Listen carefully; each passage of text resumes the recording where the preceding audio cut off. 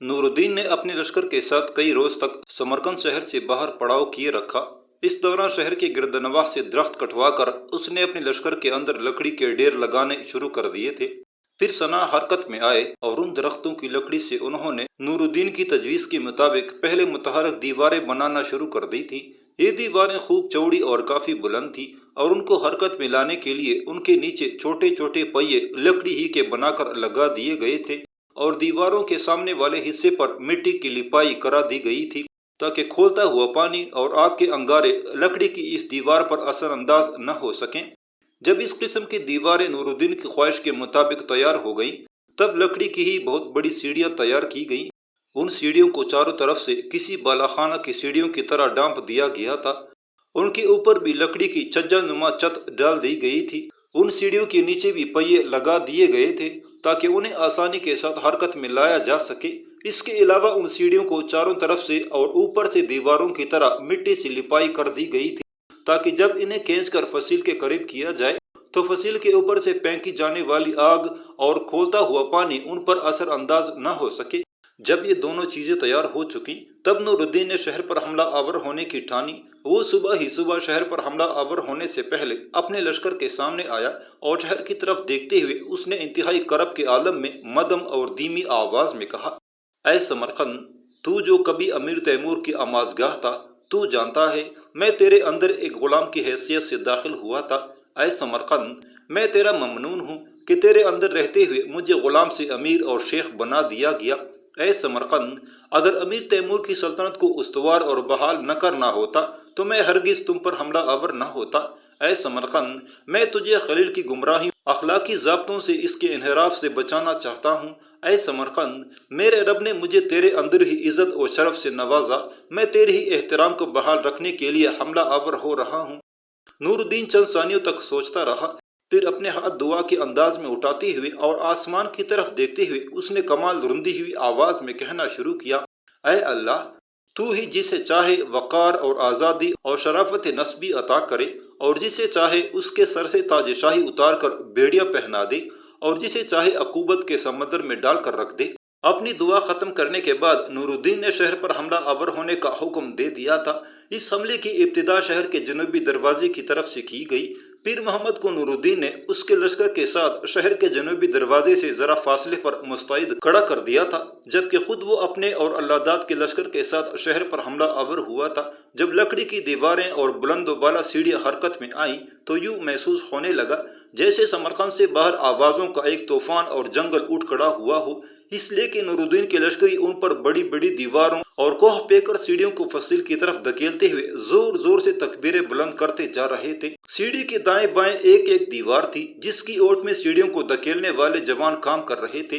जिस वक्त ये लकड़ी की दीवारें और सीढ़ियां फसील से नजदीक लाई जा रही थी, उस वक्त खलील, अमीर शाह और शेख मोहम्मद भी शहर पनाह के एक बुर्ज में खड़े हुए थे। इस मौका पर शहजादा खलील ने अमीर शाह को मुखातब करते हुए पूछा, ऐ अमीर शाह, क्या तुम बता सकोगे कि लकड़ी की ये दीवारें और जो गुंबद आगे लाए जा रहे हैं इससे क्या काम लिया जाएगा? लकड़ी की सीढ़ियाँ चूंकि एक बालाखाना की सी शक्ल में बनाई गई हैं, लिहाजा शहजादा खलील ये न जान सका कि वो सीढ़ियाँ हैं। तहम उसके इस्तफसार पर अमीर शाह ने बताया, ऐ आका, जहाँ तक मैं समझता हूँ इन दीवारों की ओट में नूरुद्दीन हमला आवर होगा और ये जो बालाखाना की सूरत में बुलंद गुंबद आगे बढ़ाए जा रहे हैं, मेरा अंदाजा है इनके जरिए नूरुद्दीन लश्करियों को फसील के ऊपर पहुंचाने की कोशिश करेगा। इस पर खलील ने फिक्रमंदी से पूछा, ऐ अमीर शाह, तुम्हारा क्या अंदाजा है कि नूरुद्दीन ऐसा करने में कामयाब हो जाएगा? इस पर अमीर शाह ने गर्दन झुकाकर कुछ सोचा, फिर कहा, ऐ आका,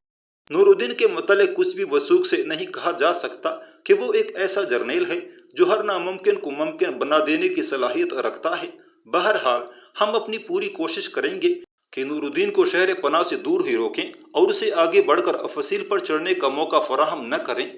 कहते कहते अमीर शाह चौंक पड़ा और खलील को मुखातब करते हुए कहा, वह आका, ज़रा आप सामने देखिए, नूरुद्दीन ने उन सीढ़ियों और दीवारों को खूब फैलाना शुरू कर दिया है। मेरे ख्याल में वो फसील के मुख्तलिफ हिस्सों पर हमला आवर होकर हमारी अस्करी कुव्वत को बांट देने का इरादा रखता है। لہٰذا آئیں ہم تینوں مختلف مقامات پر کھڑے ہو کر نہ صرف اپنی لشکریوں کو رہنمائی کریں بلکہ ان کے حوصلہ افزائی بھی کریں۔ اس کے ساتھ ہی وہ تینوں اس برج سے نکل کر مختلف اطراف میں پھیلنے لگے تھے۔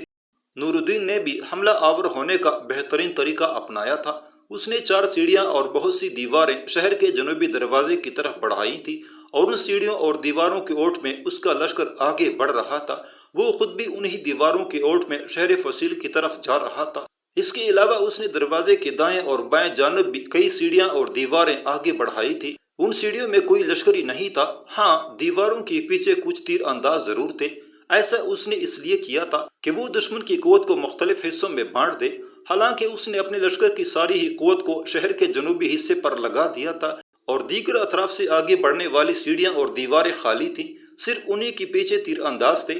تاکہ وہ نزدیک جا کر فصیل کے محافظوں پر تیر اندازی کر سکیں، انہیں یہ گمان دلا سکیں کہ آگے بڑھنے والی ہر سیڑھی اور ہر دیوار کے پیچھے نور الدین کا لشکر فصیل کی طرف بڑھ رہا ہے۔ نور الدین اپنی اس جنگی چال میں پوری طرح کامیاب رہا تھا اور شہزادہ خلیل، امیر شاہ اور شیخ محمد بھی اس کے دھوکے اور چال میں پھنس گئے تھے، اس لیے کہ جدھر جدھر سے سیڑھیاں اور دیواریں آگے بڑھ رہی تھی ادھر ادھر انہوں نے اپنے لشکر کو پھیلانا شروع کر دیا تھا۔ جب یہ دیواریں اور سیڑھیاں شہر پناہ کے نزدیک پہنچ گئیں تو فصیل کے اوپر سے ان پر چھوٹی چھوٹی منجنیقوں کے ذریعے آگ کے انگارے اور کھولتا ہوا پانی پھینکا گیا تھا، لیکن یہ سیڑھیاں اور دیواریں آگے بڑھتی رہیں اور کھولتے پانی اور انگاروں کا ان پر کوئی اثر نہ ہوا، اس لیے کہ ان کے سامنے اور اوپر والے حصے پر مٹی کی خوب موٹی تہ چڑھا کر لپائی کر دی گئی تھی، جس کی وجہ سے یہ آگ لگنے سے محفوظ رہی تھی۔ پھر جواب میں جب نور الدین نے اپنے لشکریوں کو تیر اندازی کا حکم دیا تو فصیل کے اوپر کڑے محافظوں کے لیے آگ کے انگارے اور کھولتا ہوا پانی پھینکنا لمحہ بلمحہ مشکل ہوتا چلا گیا تھا، کیونکہ تیروں کی بارش میں انہیں اپنے آپ کو محفوظ رکھنا انتہائی مشکل دکھائی دے رہا تھا۔ شہزادہ خلیل، امیر شاہ اور شیخ محمد ادھر ادھر بھاگتے ہوئے اپنے لشکریوں کا حوصلہ بڑھا رہے تھے۔ ابھی تک انہیں یہ معلوم نہ ہو سکا تھا کہ خود نور الدین کس طرف سے حملہ آور ہوگا۔ نور الدین کے اس طریقہ جنگ نے ان میں ایک افراتفری اور ہلچل کا عالم برپا کر دیا تھا۔ اندر جو سیڑھیاں شہر پناہ کے جنوبی دروازے کے قریب فصیل کے ساتھ آ لگیں، ان کے ذریعے نور الدین نے اپنے لشکر کو فصیل پر چڑھنے کا حکم دے دیا تھا اور وہ خود بھی ان چند لشکریوں میں شامل تھا جنہوں نے فصیل پر چڑھنے کی ابتدا کی تھی، اور یہ سب دشمن کے تیروں اور اس کے حملوں سے محفوظ رہنے کے لیے اپنی ڈالوں کو اپنے سامنے کیے ہوئے تھے۔ سب سے پہلے جو سمرقند شہر پناہ پر نمودار ہوا وہ خود نور الدین تھا اور اس کے پیچھے فصیل پر چڑھنے والوں کی ایک قطار بن گئی تھی۔ امیر شاہ نے بھی نور الدین کو فصیل پر چڑھتے دیکھ لیا تھا، لہٰذا اس نے اپنے لشکر کو اس سمت بڑھا دیا تھا تاکہ وہاں اپنی قوت میں اضافہ کر کے وہ نور الدین اور اس کے لشکریوں کو نیچے دھکیلنے میں کامیاب ہو جائے، جبکہ شہزادہ خلیل اور شیخ محمد دوسری طرف مصروف کار تھے۔ فصیل پر اترتے ہی نور الدین اپنے ساتھیوں کے ساتھ شہر پناہ کے محافظوں پر حملہ آور ہو گیا تھا۔ امیر شاہ پیچھے رہ کر اور بلند آوازوں میں شور کرتے ہوئے اپنے محافظوں کا حوصلہ بڑھا رہا تھا، لیکن اس کی ہر آواز، اس کی ہر صدا ناکارہ ثابت ہو رہی تھی، اس لیے کہ نور الدین خود اپنے لشکر کی اگلی صفوں کی سپاہی کی حیثیت سے اس حملے میں شامل تھا اور وہ اپنے سامنے آنے والے ہر محافظ کے جسم کو لخت لخت اور روح کو ریزہ ریزہ کرتا ہوا ان پر زوال و فنا کی کیفیت طاری کرتا جا رہا تھا۔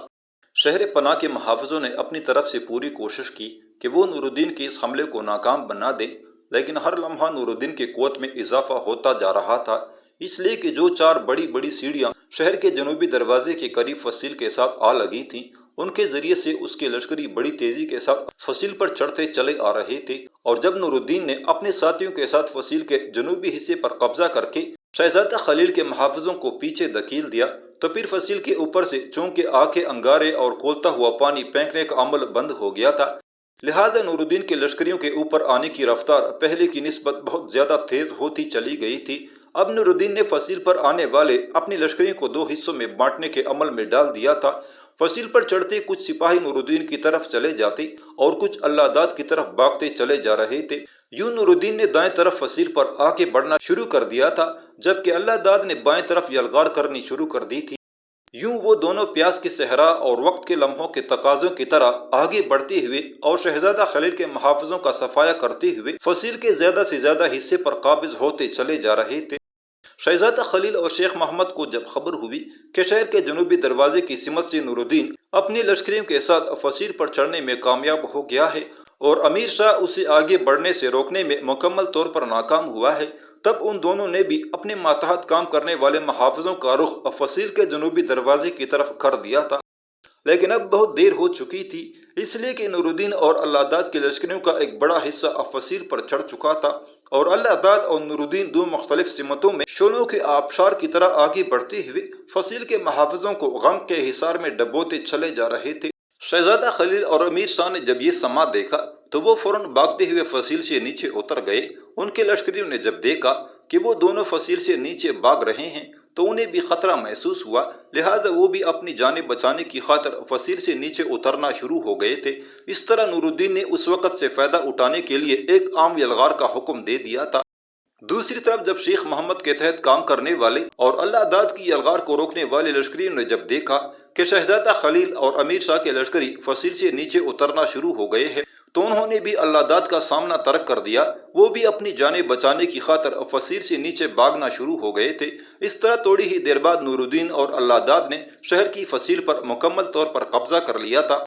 فصیل پر اپنا مکمل قبضہ کرنے کے بعد نور الدین نے اپنی لشکریوں کو نیچے اتر کر شہر میں داخل ہونے میں سختی کے ساتھ منع کر دیا تھا۔ خود وہ شہر کے جنوبی دروازے کے اوپر جو برج بنا ہوا تھا اس میں آیا اور اللہ داد کو بھی اس نے وہاں طلب کیا۔ جب اللہ داد نور الدین کے سامنے آیا تو اس نے شکوہ کرنے کے انداز میں نور الدین سے پوچھا، اے امیر، آپ نے اپنی لشکریوں کو فصیل سے اتر کر شہر میں داخل ہونے سے کیوں روک دیا ہے؟ حالانکہ جس وقت فصیل کے محافظ نیچے اتر رہے تھے اس وقت ان کے اندر ایک ہلچل مچی ہوئی تھی۔ اس وقت اگر ہم ان کا تعاقب کرتے ہوئے فصیل سے اتر کر شہر میں داخل ہوتے تو ہم چند ساعتوں کے اندر شہر پر اپنا قبضہ کر سکتے تھے۔ نور الدین مسکرایا، اللہ داد کے کندھے پر ہاتھ رکھا، پھر بڑی نرمی اور شفقت میں اسے سمجھانے کے انداز میں کہا،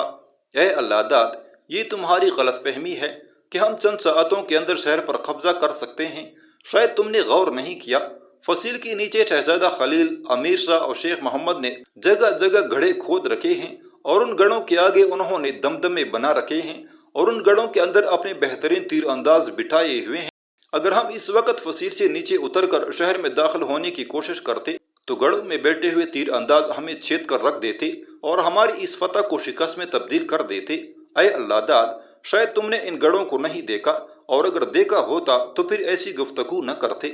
نور الدین کے اس انکشاف پر اللہ داد نے غور سے نیچے دیکھا، تب اس نے جائزہ لیا کہ واقعی نیچے جگہ جگہ گڑھوں کے اندر تیر انداز بیٹھے ہوئے تھے، اور ان کے سامنے بلند دمدمے کھڑے کر دیے گئے تھے، اور گڑھوں میں بیٹھے ہوئے ان محافظوں پر اگر فصیل کے اوپر سے تیر اندازی بھی کی جائے تو تیر ان پر اثر انداز نہ ہو سکتے تھے۔ اللہ داد نے توصیفی انداز میں نور الدین کی طرف دیکھا اور فیصلہ کن انداز میں اس نے کہا، اے امیر، میں اپنی غلطی تسلیم کرتا ہوں، آپ کا فیصلہ یقیناً بہترین فیصلہ ہے۔ میں شہر کے اندر اور فصیل کے ساتھ گڑھے اور ان کے سامنے بنے ہوئے دمدموں کو دیکھ چکا ہوں۔ اب آپ بتائیے، شہر میں داخل ہونے کے لیے ہمیں کیا طریقہ کار اپنانا چاہیے؟ اللہ داد کے اس سوال پر نور الدین نے کچھ سوچا، پھر اس نے کہا، اے اللہ داد، پہلے یہ کام کرو کہ فصیل کے سارے برجوں کے اندر اپنے محافظ مقرر کرو جو کہ بہترین تیر انداز ہوں، اور دوسرا کام یہ کرو کہ فصیل کے اوپر جو چھوٹی چھوٹی منجنیقیں رکھی ہوئی ہیں ان کا رخ شہر کے اندر کی طرف پھیر دو۔ انہی منجنیقوں کی مدد سے جو فصیل پر آگ کے انگارے اور کھولتا ہوا پانی پڑا ہوا ہے، وہی آگ کے انگارے اور کھولتا ہوا پانی ہم شہر کے اندر گڑھوں کے اندر بیٹھے ہوئے تیر اندازوں پر پھینکیں گے۔ اس طرح وہ اپنے گڑھوں سے نکل کر بھاگیں گے، اور جب ایسا ہوگا تو ہم صرف شہر کے جنوبی دروازے سے حملہ آور ہو کر نیچے اترنے کی کوشش کریں گے۔ ہمارا باقی لشکر فصیل کے اوپر اپنے اپنے برجوں کے اندر رہے گا، تم خود بھی فصیل کے اوپر ہی ٹھہرے رہو گے۔ میں خود اپنے لشکر کے ساتھ شہر میں اتروں گا، اور سامنے آنے والے محافظوں کو پیچھے دھکیلتے ہوئے میں شہر پناہ کے جنوبی دروازہ کھولنے کی کوشش کروں گا، اور جب میں ایسا کرنے میں کامیاب ہو گیا اور پیر محمد بھی اپنے لشکر کے ساتھ شہر میں داخل ہو گیا تو اے اللہ داد، تم دیکھو گے سمرقند شہر اور اس کے محافظ مکمل طور پر ہمارے رحم و کرم پر رہ جائیں گے۔ اللہ داد نور الدین کی اس تدبیر پر ایسا خوش ہوا کہ آگے بڑھ کر وہ نور الدین سے بغلگیر ہو گیا۔ پھر اس نے نور الدین کے آہنی خود کو بوسہ دیتے ہوئے کہا، اے امیر، جس لشکر کے آپ سالار ہوں، بخدا وہ دشمن کے مقابلے میں اپنی کامیابی اور کامرانی کی ضمانت دے سکتا ہے۔ آئیے اپنے اس منصوبے کی ابتدا کریں۔ اس کے ساتھ ہی نور الدین اور اللہ داد دونوں حرکت میں آئے۔ فصیل پر اب چونکہ ان دونوں کے سارے لشکری چڑھ آئے تھے لہٰذا انہوں نے فصیل کے سارے برجوں کے اندر محافظ مقرر کر دیے۔ تاہم نور الدین نے اپنے لشکر کا بڑا حصہ شہر کے جنوبی دروازے کی فصیل کے آس پاس جمع کر لیا تھا۔ اس کے علاوہ فصیل کے اوپر رکھی ہوئی منجنیق کو کارخ پھیر کر شہر کی طرف کر دیا گیا تھا۔ اس کے بعد نور الدین اس برج پر آ کھڑا ہوا جو شہر کے جنوبی دروازے کے اوپر تھا اور جس کی ارد گرد اس کے لشکری پھیلے ہوئے تھے۔ اس کے بعد نور الدین نے اللہداد کو شہر کے اندر گڑھوں میں بیٹھے ہوئے تیر اندازوں پر آگ کے انگارے اور کھولتا ہوا پانی پھینکنے کا حکم دیا، اور جو ہی منجنیق کے حرکت میں آئی اور ان کے ذریعے آگ کے انگارے اور کھولتا ہوا پانی شہر کے اندر پھینکا گیا تو گڑھوں میں بیٹھے ہوئے تیر انداز چیختے چلاتے ہوئے گڑھوں سے نکل کر ادھر ادھر بھاگنے لگے تھے۔ اس کے ساتھ ہی نور الدین نے برجوں کے اندر بیٹھے ہوئے اپنے محافظوں کو ان پر تیر اندازی کرنے کا بھی حکم دے دیا تھا۔ جس وقت خلیل، امیر شاہ، شیخ محمد کے لشکری گڑھوں سے نکل کر چیختے چلاتے ہوئے شہر کے اندرونی حصے کی طرف بھاگ رہے تھے، اسی وقت نور الدین حرکت میں آیا اور اپنے لشکر کے ساتھ نیچے اترتے ہوئے اس نے سمرقند شہر کے جنوبی دروازے کے محافظوں اور اس کے سامنے پھیلے ہوئے خلیل کے لشکریوں پر حملہ کر دیا تھا۔ جنوبی دروازے کے محافظوں اور اس کے سامنے پھیلے ہوئے شہزادہ خلیل کے لشکریوں کا مکمل طور پر صفایا کرنے کے بعد نور الدین نے آگے بڑھ کر شہر پناہ کا دروازہ کھول دیا تھا، اور اس کے ساتھ ہی پیر محمد اپنے لشکر کے ساتھ شہر میں داخل ہو گیا تھا۔ شہر کے جنوبی دروازے کے پاس کھڑے ہو کر بلند آواز میں اللہداد کو مخاطب کرتے ہوئے نور الدین نے اسے حکم دے دیا کہ وہ اپنے لشکر کے ساتھ فصیل کے اوپر ہی رہے اور سارے برجوں پر اپنے لشکریوں کو پھیلا دے۔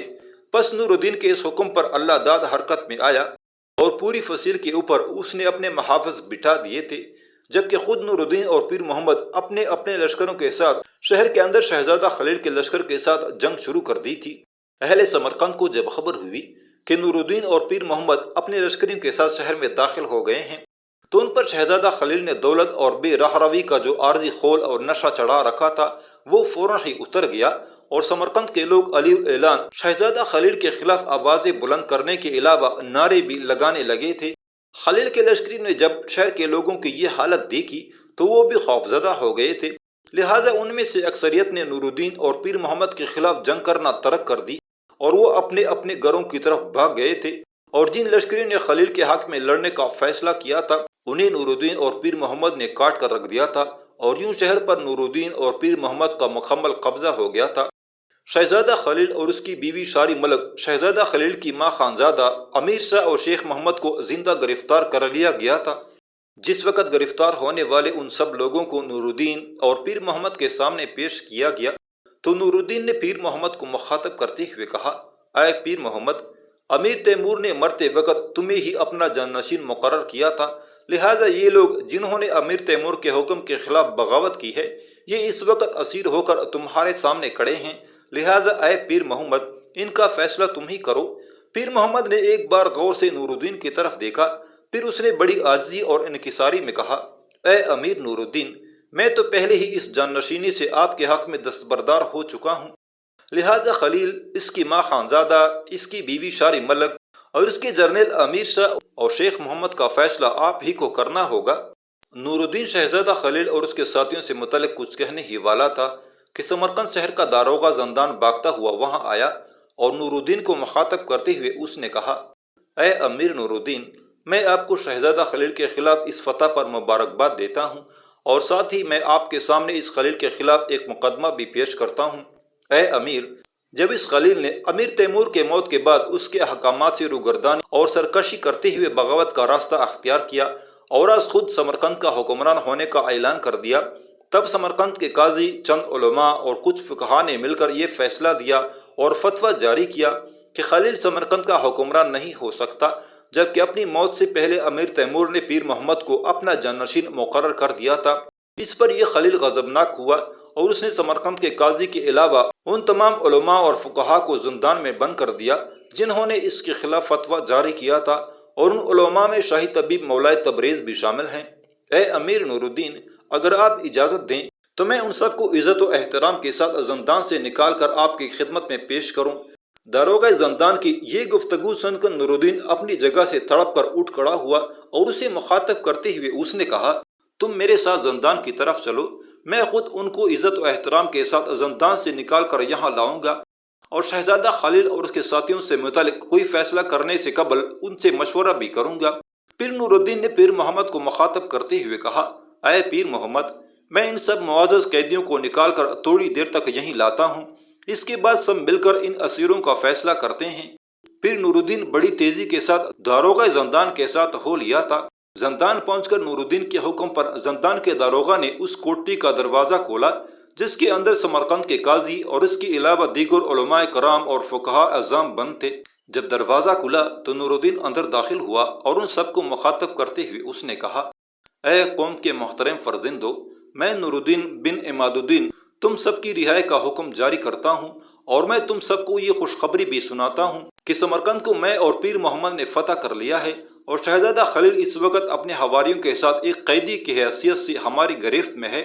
لہٰذا آپ سب لوگ میرے ساتھ آئیے کہ آپ سے مشورہ کرنے کے بعد شہزادہ خلیل کی قسمت کا فیصلہ کیا جا سکے۔ نور الدین کے اس انکشاف پر ان سارے معزز قیدیوں نے اسے سمرقند کی فتح پر مبارکباد دی۔